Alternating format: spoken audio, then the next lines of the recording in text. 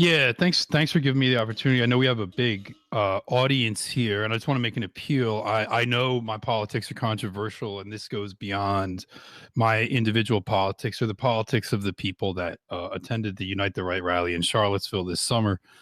There's a lawsuit against us that is essentially an attack on the First Amendment and free speech and internet privacy as well. So they're very powerful and wealthy lawyers that have taken this case and they have attempted to allege some kind of broad-based conspiracy, but in fact, as they have admitted, if you look at press reports about this lawsuit, there was something in the New York Times yesterday, there have been various reports on it.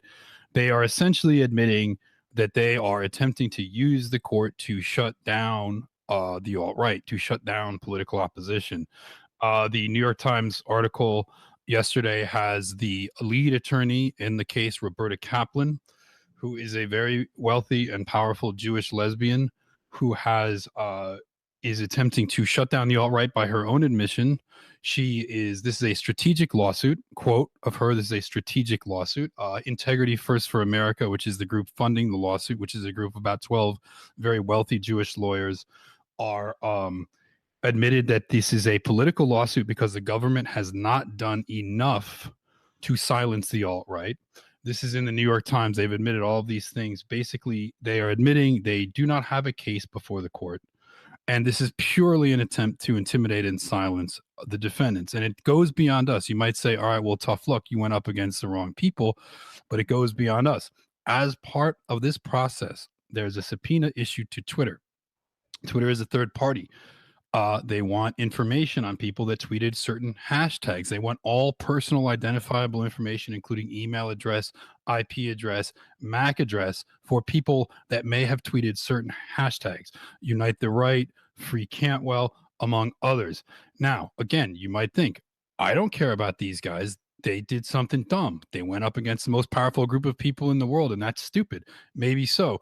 But if it's us first, it's going to be you next. We're out here running cover for you for free speech. And I think we need to get campus free speech groups, the ACLU, any pro First Amendment group, any pro electronic privacy group, because there is no reason why a person that tweeted out a certain hashtag would add to their case. Like they are alleging something that's non-existent. They don't have a valid cause of action before the court, and they know it. So if they get these subpoenas granted, that's all that they want. So this is a case of electronic privacy, your right to privacy on the internet, your right to free speech, and this is what these people are attempting to squash. And I think it's really very important that everybody gets behind, one, in condemning the lawsuit, exposing the lawsuit as was it is. And I'm not asking you to support us. I understand that's a step that many people don't want to take.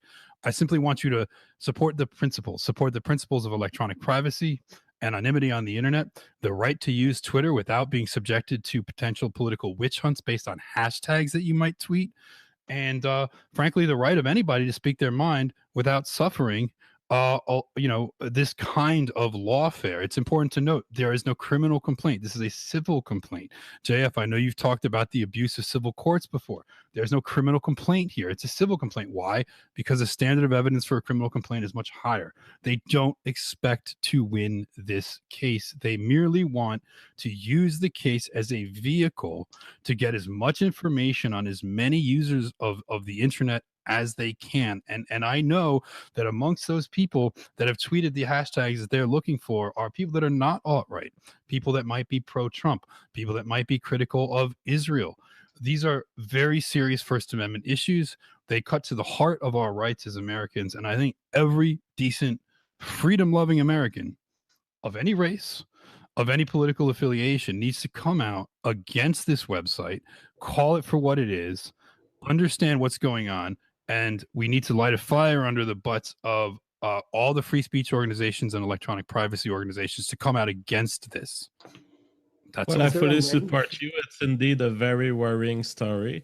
And in fact, it's part of a tendency to use civil courts as instruments of abuse and instruments of quasi-police investigation. Exactly. When you cannot get the police to investigate because there's nothing to investigate, people are increasingly using in our country the civil courts as a bypassing of the law, and in fact it makes private agents and judges of civil courts in this country essentially police investigator, judges at the same time, and agents of the state. It's absolutely worrying, and I fully support you in that. Yeah, and it's honestly, in my opinion, it's an insult to the integrity of the court. I mean, these people are basically saying we don't respect this court. We don't respect this court as a means for citizens to redress damages against each other. We use this as a court is nothing but a political vehicle. It's just a tool. We just want to use subpoena power to get information on our enemies. We don't care that we're gonna win. They know they're not going to win. I mean, they have no complaint. The complaint they're making is emotional distress. That's been struck down many times. Anyway. Well, let's move on. So your message has been put forward. Andy, today we have an